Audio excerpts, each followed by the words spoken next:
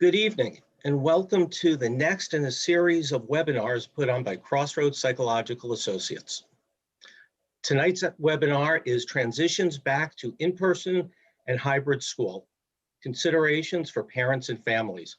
I'm David Gold. I'm one of the psychologists here at Crossroads, and I'll be moderating tonight's webinar. Our presenters tonight are two clinicians here at Crossroads. We have Meghan Toler and Brad Bernstein. Hi, guys. Good evening. Meghan's undergraduate career was completed at the University of Maryland, College Park, where she graduated with a BS in education. She completed her MS in counseling at Johns Hopkins and has experience in both mental health and school counseling. She has organized and directed several youth programs for middle and high school ages. Her postmaster's training includes crisis response, trauma-informed care, motivational interviewing, cognitive behavioral therapy, play therapy, and addictions counseling. Brad is a licensed clinical professional counselor working with children, adolescents, and their families. He currently is the middle school counselor at St. Paul's School in Baltimore County. Previously, he worked for 15 years as a teacher, advisor, counselor, and administrator at Glenelg Country School in Howard County. He has clinical training in diverse settings, including schools, outpatient mental health centers, intensive outpatient mental health centers, and substance abuse facilities. Welcome, everybody. So let's jump right into it. Brad, Meghan, what's in-person school going to look like when our kids return? You want to start off, Meghan? Sure. So I think this is a question that it seems like has been going around quite a bit, and some people may have been exposed to other, counties and stuff. I know some schools have gone back, so it does vary a lot. But we tried to come up with some considerations for things that hopefully will apply to every school. And so we know that socially, it's going to be distanced, as we have been doing throughout this whole pandemic. The kids are going to be more spaced out, 6 feet apart. The desks are further apart. And then they're going to be wearing masks as well. And the teacher will be likely doing the hybrid model. So they're at the front of the class with the screen on them because they have kids watching them from home as well, and also trying to teach the kids in person. So not going to be necessarily walking around as much as you would have imagined previously in schools. And I know Brad has had the opportunity to actually be part of this back in person experience. So Brad, did you have any things that you noticed that maybe people hadn't considered? Yeah, so my school's been back for a while, a variety of days. We'll be back full time in a couple of weeks.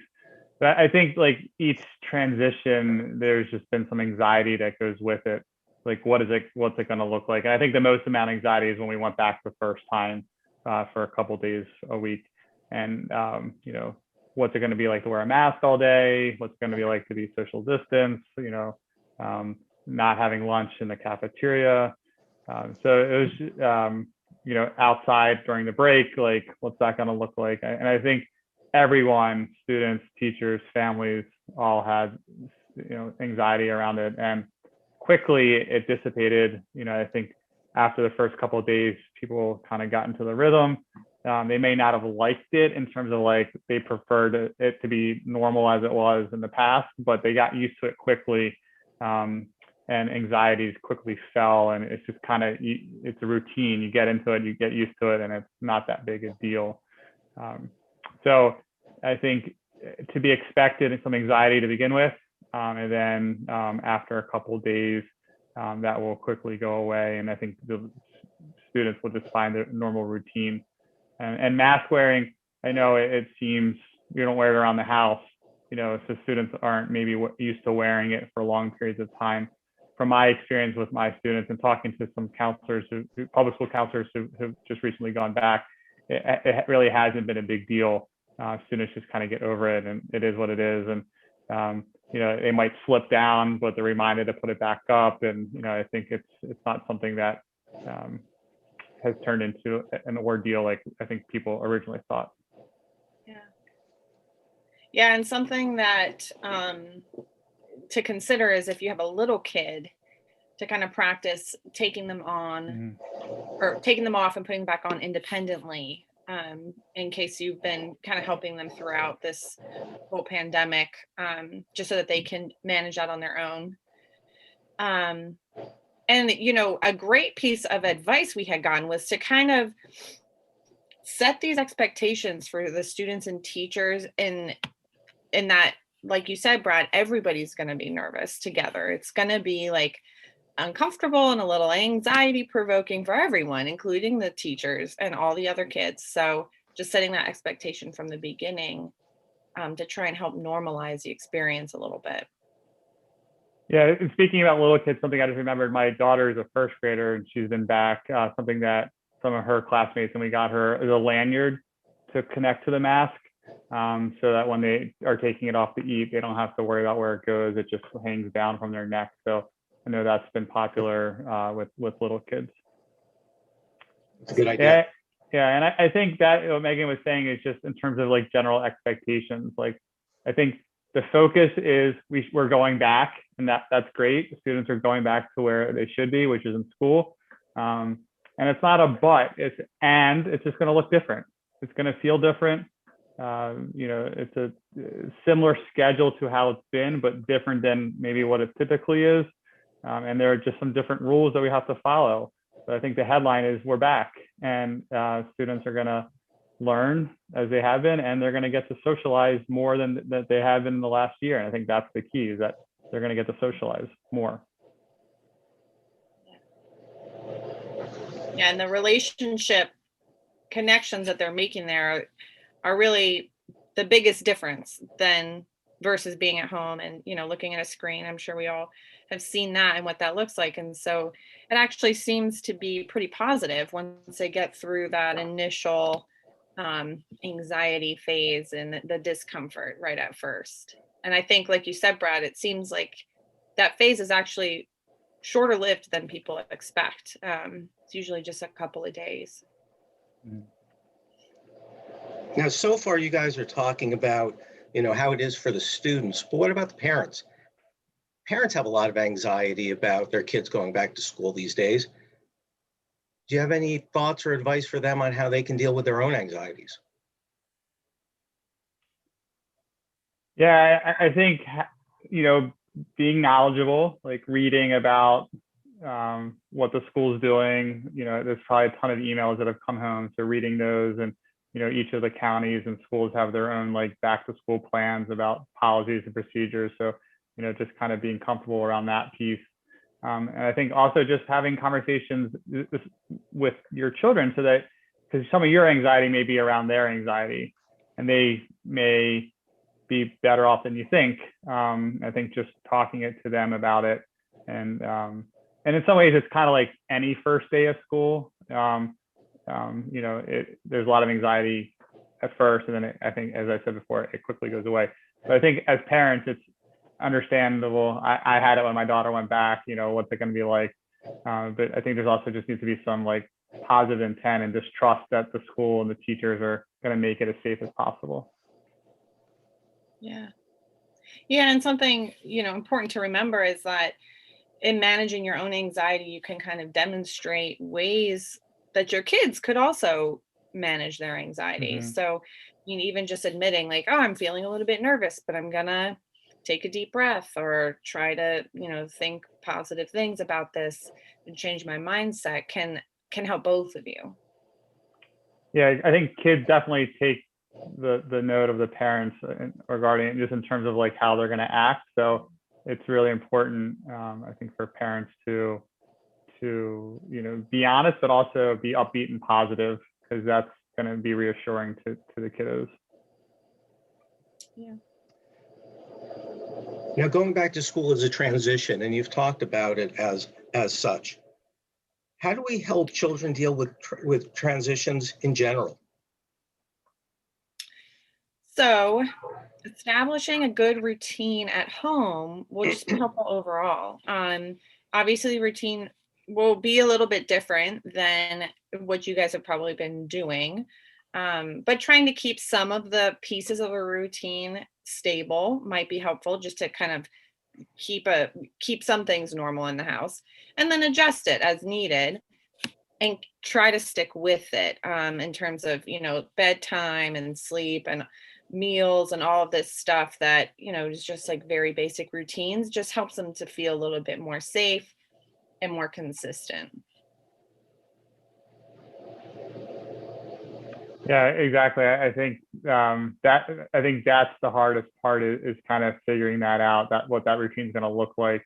And it's for most students, they're still going to be in a hybrid model. So 2 or 3 days a week is going to look different than the other 2 days a week. And I think that is tricky, because it kind of throws you off, that you can't get into a good consistent pattern for 5 days during the week.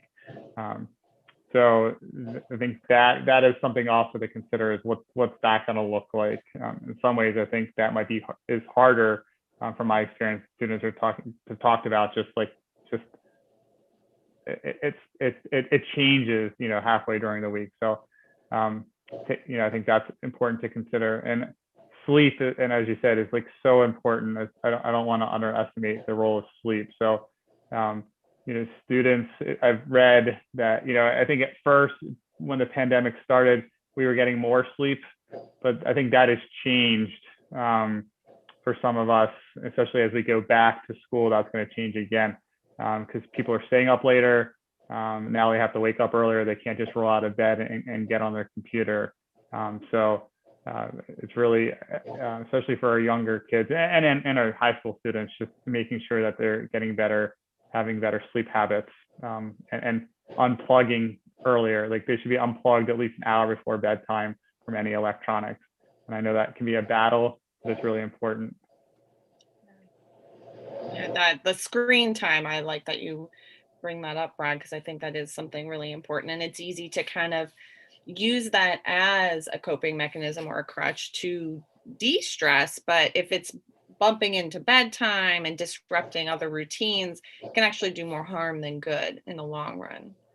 And I think also, I know I said this earlier, but just trying to normalize it, right? Like, everybody's stressed out about it. Everybody's a little bit anxious about it. And so just letting them know that, everybody's a little bit uncomfortable right now, and that's okay. And it's okay to be uncomfortable. And then trying to figure out what are some things that you guys have done in the past, to kind of help deal with those feelings, taking a deep breath, trying to think positive thoughts. I mean, if there's anything that you've done in the past, I would recommend trying to utilize those skills again. Yeah, and I think another key word is just patience, like patience for all of this. Yeah. Patience at home as you get into a new routine, patience, at school, with just everything that's going on. There's going to be hiccups, things are going to happen.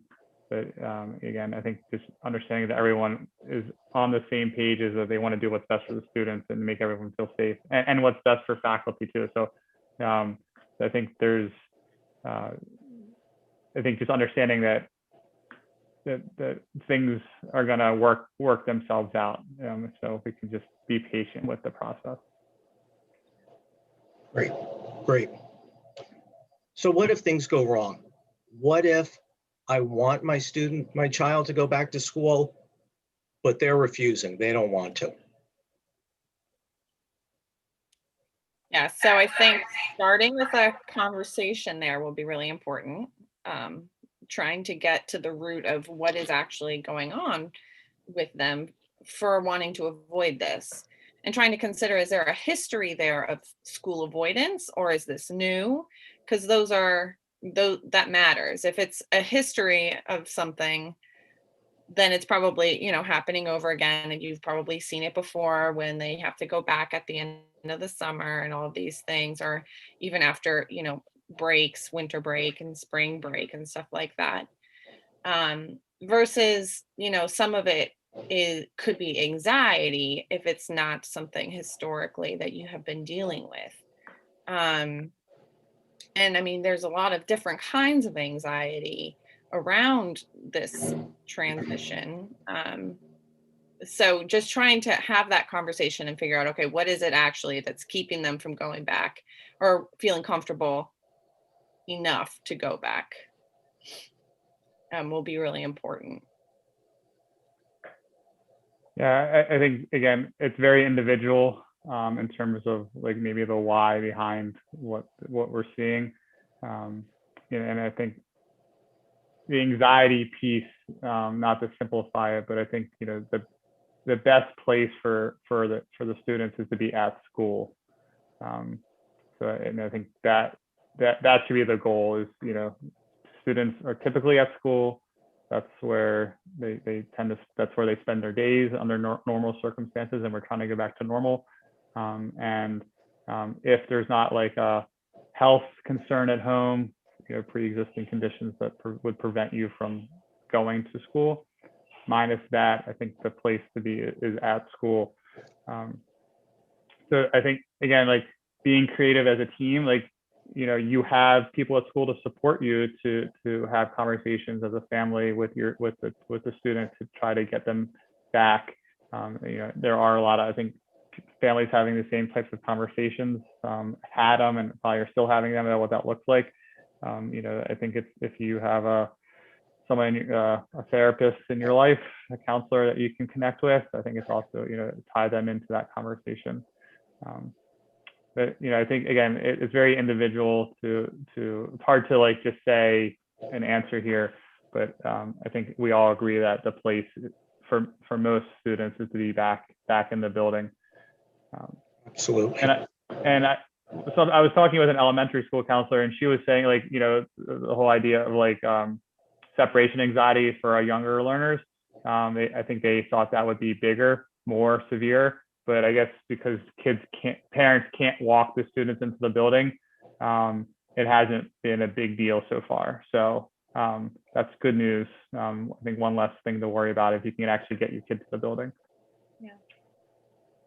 And a couple of things just to think about, is letting the school know if it's really causing a lot of disruption, it's a big struggle.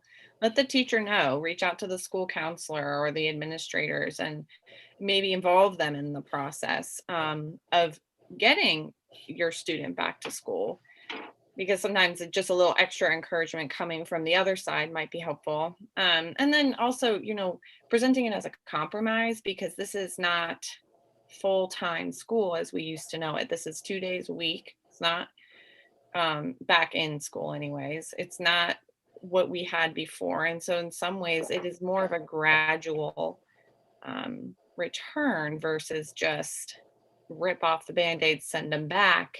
And we don't know what it's going to look like in the fall yet, but in some ways this is probably going to be more gradual than going back in the fall after, at that point, some kids would have been out of school for 18 months, which is a long time to be away from any type of like social academic setting. So presenting it as a compromise, I think, can be helpful. And even if, you have to compromise further and come up with some strategies of, okay, why don't we start with going 1 day a week if the teacher's okay with that, and just trying to ease them into it, taking those baby steps, hopefully can coerce them a little bit better into accepting it. Yeah, from my experience, with students at the school I worked at, the students that were not back, who didn't come back right away, it was harder for them to kind of keep up with everything. So we had to work with the family and the student to get them back to school. And really, as with other students, really quickly they got back into it. It wasn't, the first day or two was tough, but after that, they were happy that they pushed themselves and got back to the building.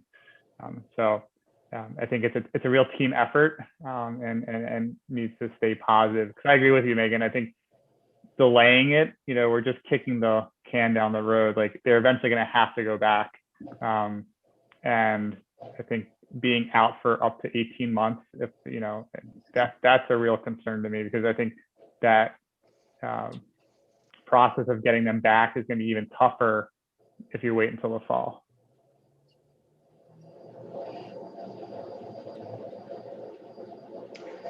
You know, I agree that the goal is getting them back. Can either of you think of any, circumstances, or what would typical circumstances be to allow your child to not go back? If they're going back and they're anxious about it and they want to, they want to stay home, how important is it to make them go back? Under what circumstances would you let them stay home?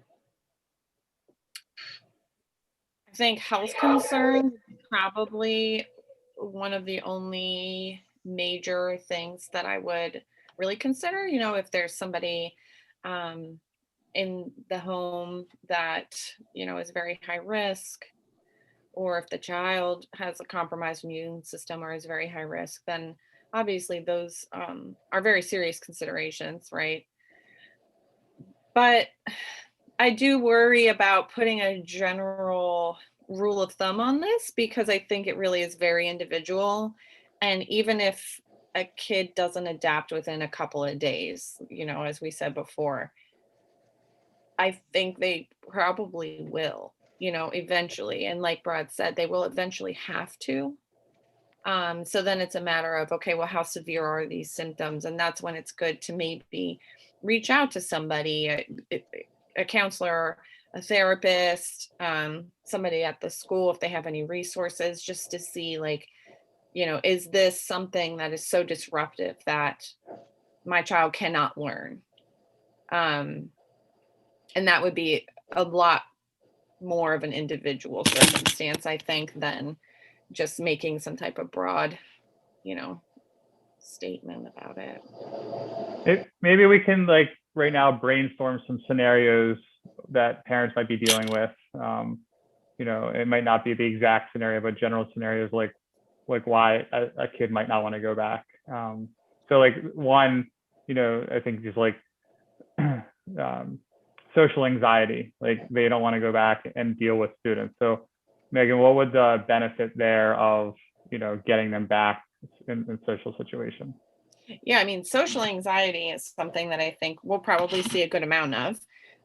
We have, I'm sure there's some kids at home here, and I know we have all seen kids that we see for treatment who have really flourished in some ways in this lack of social interaction. Like, they love it. They could stay home forever and just keep working remotely. But the reality is that eventually they're going to have to re-enter the world.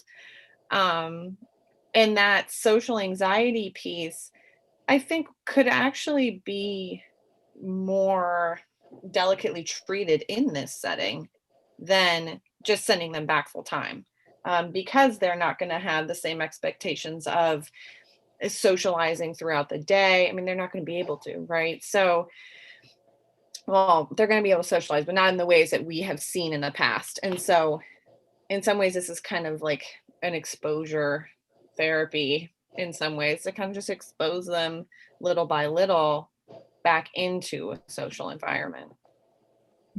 No, I completely agree. One, they're only in potentially 2 days a week if they're in one of the larger cohorts.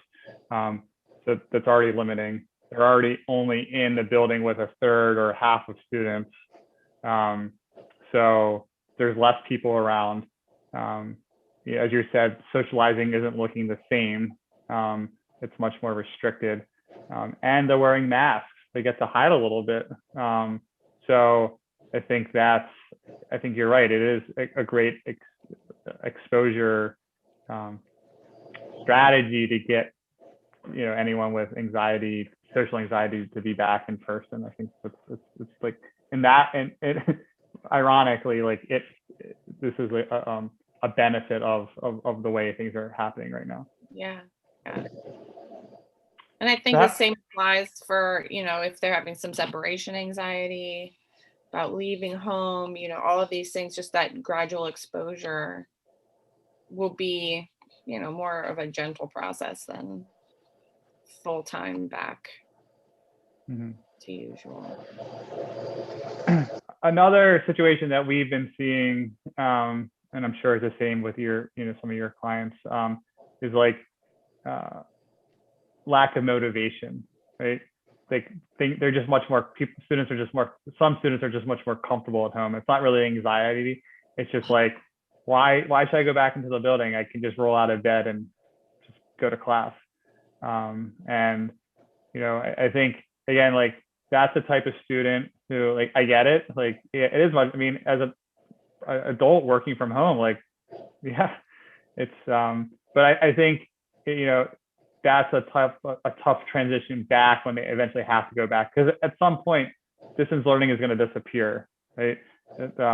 Enough people are going to be vaccinated, and the restrictions are going to drop, and they're not going to offer that anymore, most likely. And, you know, the students are going to have to be back in the building. So I think pushing it down the road, I just think it's as I said before, it's going to be a much more difficult conversation later.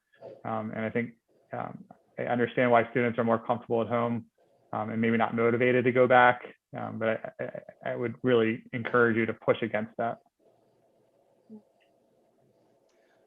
As Brad and Megan are talking this evening, I want to encourage people who are listening, if you have questions, just put them in the chat and I'll feed them to Brad and Megan, and they can get to them throughout the talk.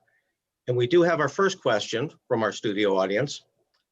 What would you say to kids who have physically changed a lot during this pandemic, maybe gaining a lot of weight, losing weight, going through puberty, et cetera, and are feeling self-conscious about going back? I think that's a very valid concern and anxiety. And I think, you know, that is something that I have heard several times, actually. This is not the first time I'm hearing that. I think, especially if they're going through puberty, I mean, most of their other peers are probably hitting the same stage. So trying to normalize it a little bit, right? Yes, puberty in general is very uncomfortable and awkward. And then having to just like go from 0 to 100 and exposing yourself to your peers like that is uncomfortable. I mean, I can completely understand that. The reality is they're all probably going through a similar thing, you know, and a lot of kids have entered different stages of life or gained weight because they're just not hanging out as much or have started breaking out a lot. I mean, I've seen a bunch of kids going through this similar experience. And so I think a lot of kids are going to be feeling that way, and they're not going to be alone in that. So trying to normalize it a little bit might help. I mean, no kid wants to hear that, oh, well, everybody else, it's happening to everyone, so don't worry about it. It's not going to make their worry go away, but hopefully can make them feel a little bit more confident that they're not alone in it, at least. Yeah, I completely agree. I think empathy is a key word here.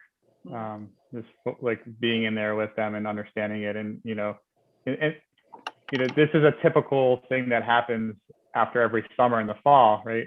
A lot of growth and change happens over the summer. This is just a longer period for that change to occur, but it's the same change, and you know, that's been happening for a lifetime. So I think that, you know, normalizing, but I think empathy, like, again, it's really real. Like there's like people can be very self-conscious about it. And again, like another potential positive is, again, people get to hide behind their mask. So maybe you won't recognize someone. You know, I've been, you know, as I sometimes have a hard time knowing who my students are because it's just hard to recognize them under their mask. I think, again, like you could see that as a positive, that maybe people wouldn't recognize you. But also, I think that you shouldn't be embarrassed. Like, it's your body, and you should love your body for however it is. And I think that's kind of like a bigger message to a conversation to have. I really like the way you guys said it, because you want to normalize it and, you know, present it as something that they can manage, while at the same time you still want to validate how they're feeling as opposed to just ignoring it. Good. What are some of the signs we should look for that might indicate there's a larger issue going on? You know, maybe depression or anxiety. And if there is, when do we look for help? Yeah, so this, I think, directly connects to the question we were talking about before, which is like, my child doesn't want to go back. So what is it part of a bigger problem? So I think this is a really important piece of this conversation. One big thing is length of time. How long have you been noticing these symptoms going on for? Is it just a week? Makes sense, right? It's transition back to something new. If it's, we're talking months and longer, and I think that's when you have to start considering maybe there's something else going on. Yeah. I mean, I think generally I recommend 4 to 6 weeks. If you've been seeing it going on for 4 to 6 weeks or longer, that's when it's worth considering. Maybe there is something here that we need to deal with. And then also those big changes in behaviors, things that they weren't doing previously, especially, I mean, we've seen a lot of changes in behaviors, obviously, throughout the pandemic. If they're going back and then seeing these changes in behaviors happen after they go back and have been happening for a number of weeks, that's concerning. And then, that can also look like just a lack of interest in anything. So it doesn't necessarily mean they're acting out. It can also just be complete shutdown. And if that has been happening for a long time, that's something to also, maybe seek somebody else, see your pediatrician, look for a therapist, talk to the school counselor. Yeah, so like along the lines, in terms of, if they like to play a certain sport and now they just don't want to play, or they were really into certain hobby and they're not doing it anymore, or they were every day talking to friends online and now they're isolating over time. They're not coming out of their room, and before they were, and you've noticed, again, this is it. We're not talking about one day. We're talking, as Meghan said, 4 to 6 weeks here, or longer.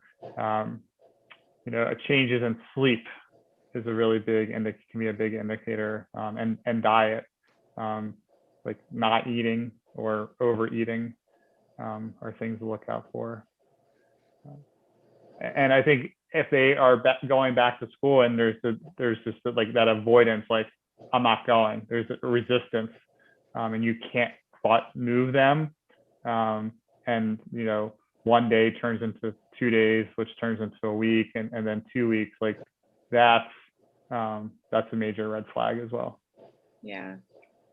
And I think you had kind of touched on this, Brad, but when it starts to impact life outside of school, so that can look like, extracurricular activities like sports or clubs or whatever, things that they might be participating in, and home life. I mean, usually you will see it before it shows up at school necessarily. And that's not always the case, but a lot of times, you'll notice it in the home first. And so when it starts to kind of leach out of just school or just about homework, or just regarding, getting to school in the morning, into other things, that's another red flag as well. Yeah, it's something that I've seen with my clients, I think is, it's just like a general shutdown, like they just don't want to do anything. And again, it's not just like a lazy Saturday, it's over the week, not attending even online class, not doing their work. If you're getting emails from your kids' teacher saying that they're missing a lot of work, more than typical, that can be another indicator. And I think it's also good if you're starting to see these things, like ask your child, from my experience, sometimes they hide, like everything's okay. But I think a lot of times they say, yeah, I don't feel well. I'm not my best right now, and I need help.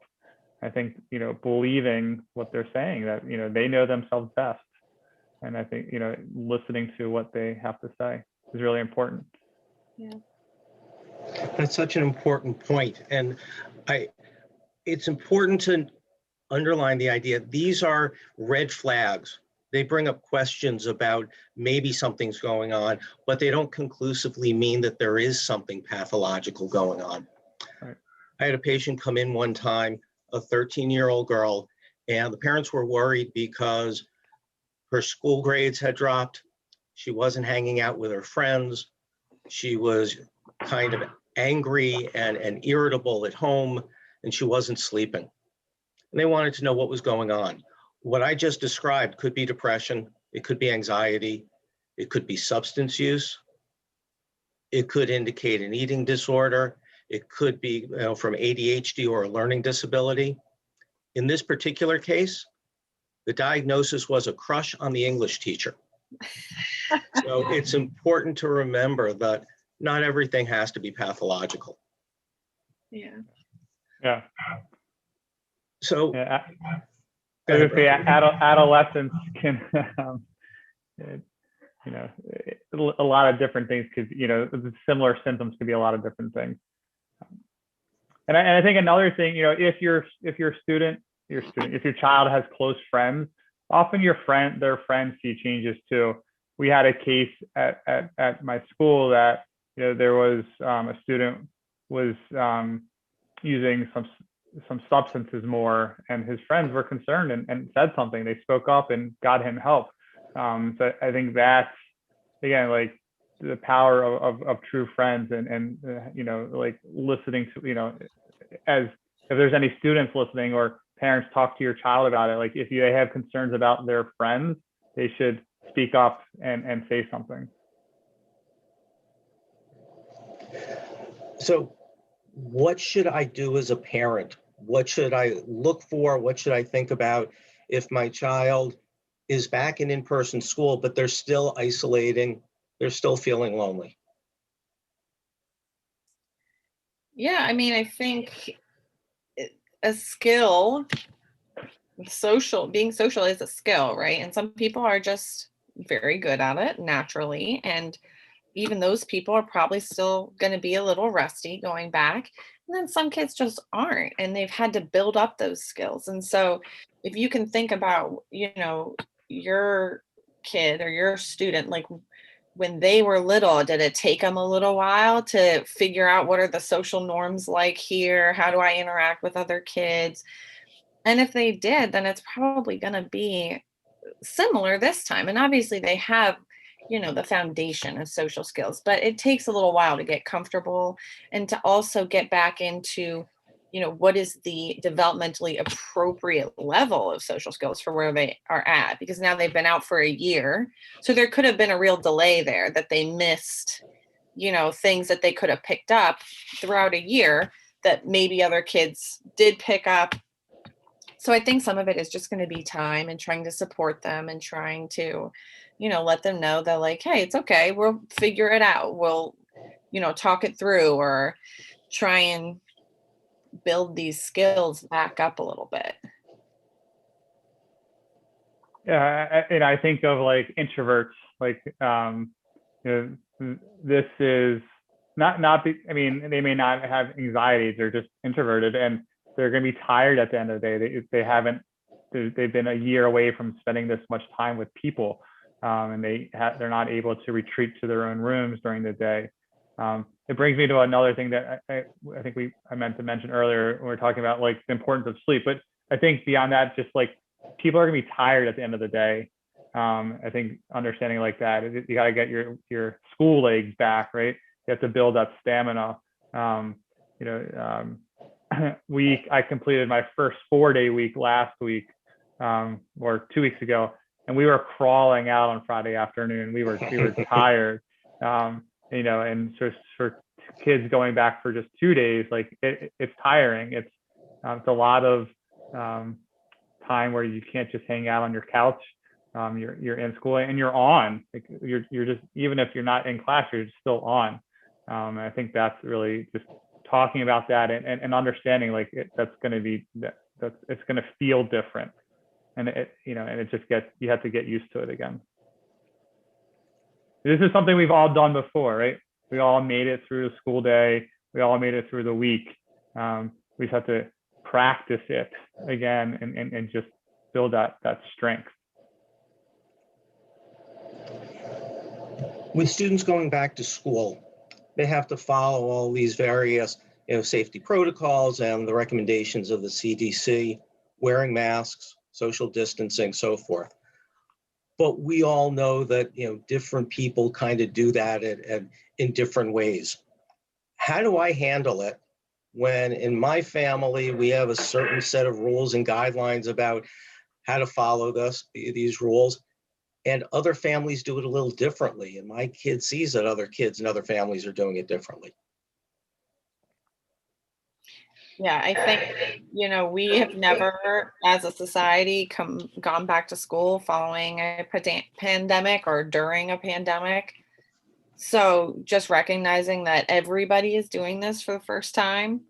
Um, and I mean, everybody's doing their best, I think, according to what they are comfortable with and what their boundaries are. I mean, we've seen our government organizations have to change things many times. And so there's no perfect answer here. And just trying to remember that, like, everybody's doing their best and to stick with your own boundaries. Nothing drastic needs to change just because they're going back to school. You can maintain the same boundaries that you're comfortable with, because they're going to be kept apart, like we said earlier, and there's going to be boundaries set at school as well. So they're not just going back and getting exposed, directly to all of these things. Hopefully, that's the plan. So it's okay to stick with your boundaries and to kind of, base it on your family's comfort level. Yeah, I think that's exactly right. I mean, there's no reason to change things now that you've been doing the whole time. So if you haven't had play dates at your house, then you can still not have play dates at your house if that's what you're comfortable with. We're entering spring, the weather is getting warmer, so you can arrange for outings outside where it's safer, and I think that's another perk right now that we'll be able to do more as we go into spring. And I think just as parents, like, you get to make the decision, right? I hear what you're saying, and I appreciate that feedback, but this is our family's decision. We're not going to have get-togethers. We're not going to let kids sleep over. You can't go to so-and-so's house. We're just not comfortable with that right now. Just like you would say for anything else that you're not comfortable with, right? This is just another boundary that you're setting, and it's appropriate to set that boundary. And I think, often you'll hear back, well, so-and-so is allowed to do that, or so-and-so can do that. And that's the case with any of these typical boundaries that we're dealing with. And I think you have the same response. Well, that's their decision. We're not comfortable with it. And I don't think it's, just like always, we don't know what drives that other family's decision, right? I don't think it's, especially right now with all the stress that's on everyone, to like be critical of another family. I don't know if there's a win there for anyone. I think, again, positive intent, understanding like they're making the best decision for their family. We're making the best decisions for my family, and just respecting that. Great. What other things do you have that we should be considering when we're going back to school? Yeah, so I think there's a lot that fall under this category. So I think one thing, I think we touched on at the beginning, but I think I just want to reiterate is school, just the understanding that school is not going to look the same as that we're used to. I think some people are under the notion that we're going back and it's going to be exactly the same, and that's not the case. As Megan said, students are going to be in front of their laptops most of the day. Teachers are teaching concurrently, which means that they're teaching to the students in the room. They're also on camera teaching to the students that are at home. So that instruction is not going to look much different than it's looked all year. So classes might not be as engaging, and you're not doing experiments in labs, you're not getting to walk around the room. So from that part, it's going to be very similar to being at home. the other part, though, as we talked about, the social piece, I think is where the real benefit is, and just a change of scenery is really important as well.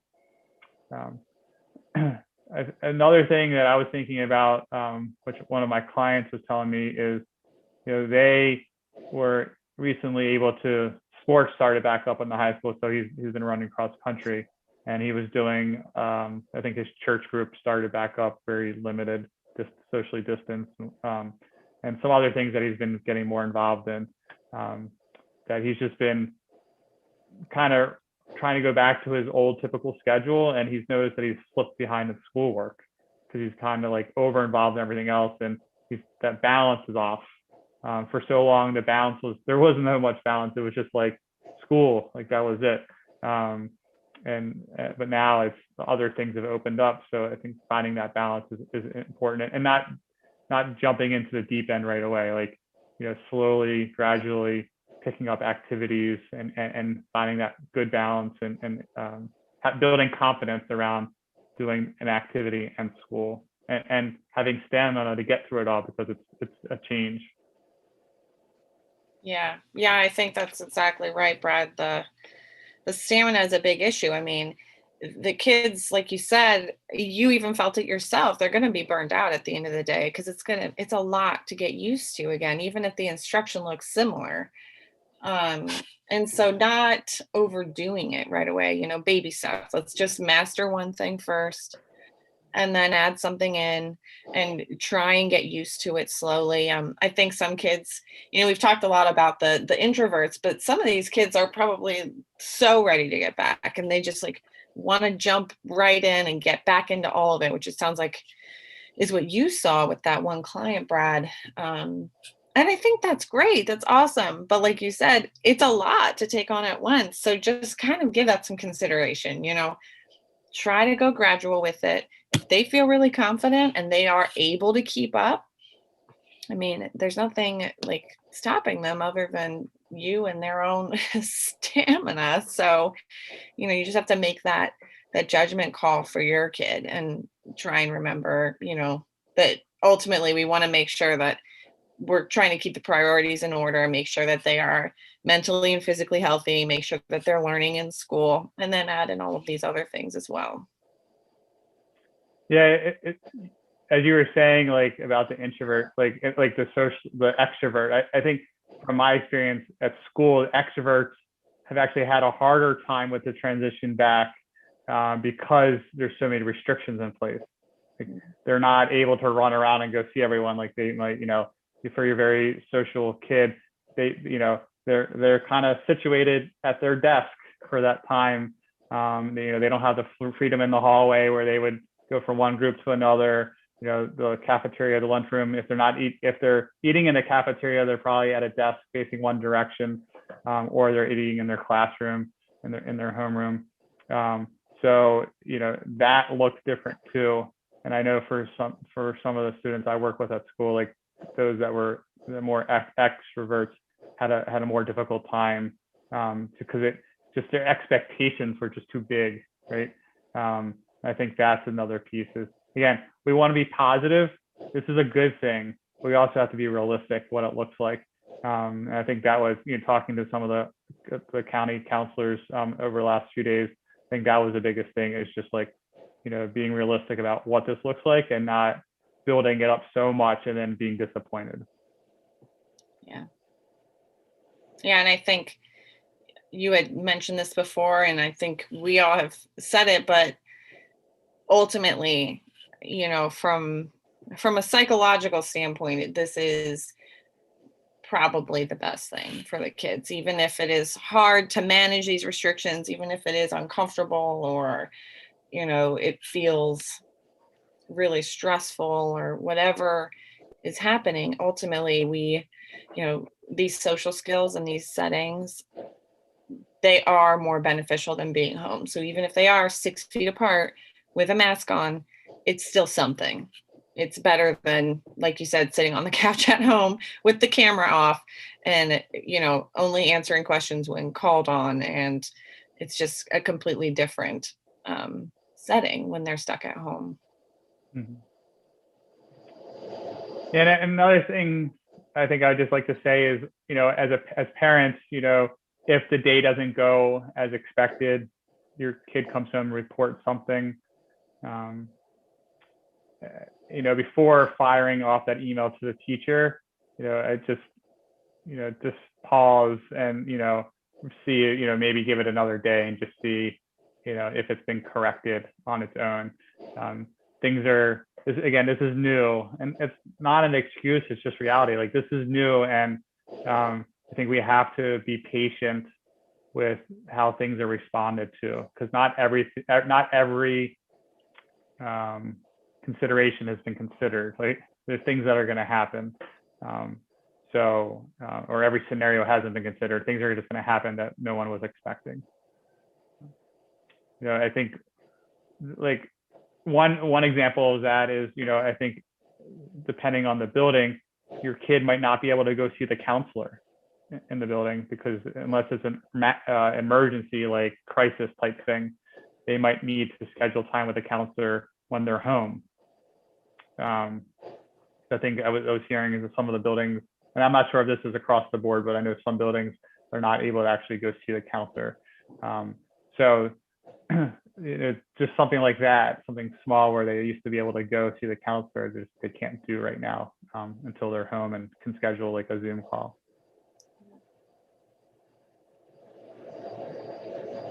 Yeah, actually, we were just talking with one of our other coworkers today about how they had a little kid that went back. She was like 6 and she had a stomach ache, so they sent her to the nurse. And the stomach ache was probably nerves. It's a pretty normal anxiety response, especially for a little kid.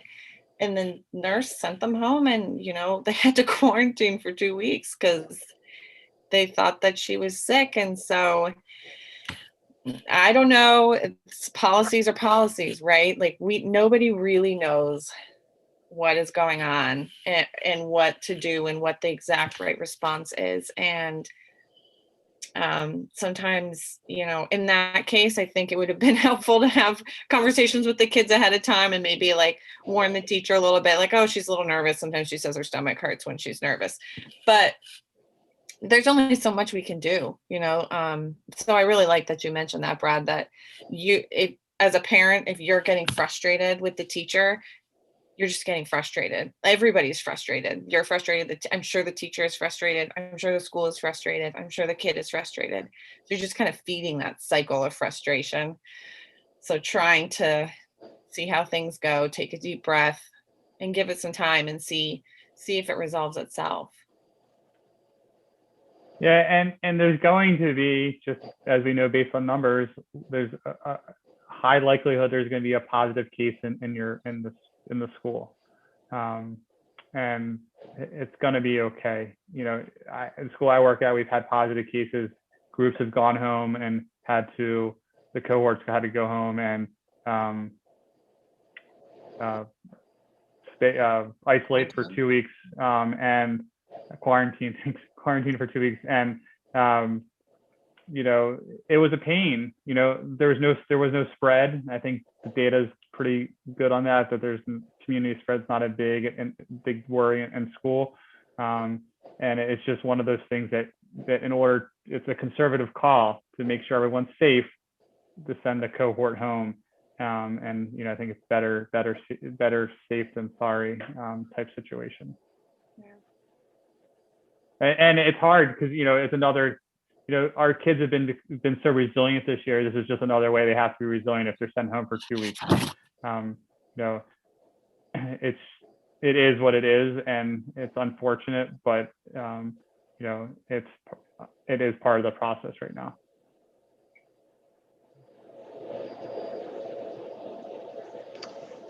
Okay, Brad, Meghan, thank you. That was incredibly helpful and informative. I love having people with this type of experience in our practice.